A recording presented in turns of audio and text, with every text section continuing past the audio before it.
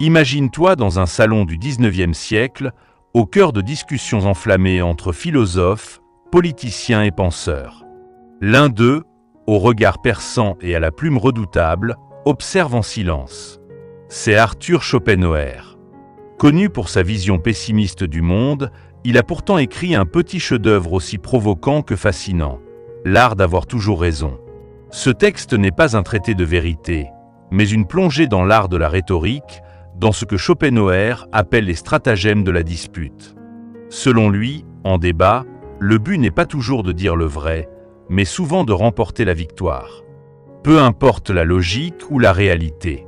À travers 38 stratagèmes, il dévoile comment les gens manipulent les mots, retournent les arguments, ou même attaquent personnellement leur adversaire pour avoir le dernier mot. Ironique? Oui, Lucide? complètement. Schopenhauer ne dit pas qu'il faut utiliser ces techniques pour dominer, mais il veut que tu les reconnaisses, que tu comprennes les mécanismes cachés derrière les débats. Il nous invite à devenir des observateurs critiques. Pourquoi ?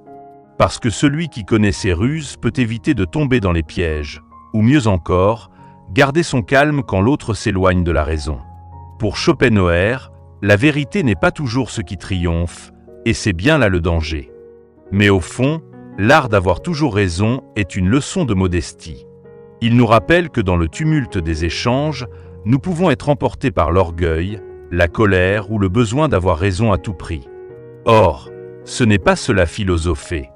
Philosopher, c'est chercher la clarté, pas la victoire. Alors la prochaine fois que tu entres dans un débat, souviens-toi de Schopenhauer. Celui qui gagne, ce n'est pas forcément celui qui crie le plus fort, mais celui qui comprend les règles cachées du jeu des idées.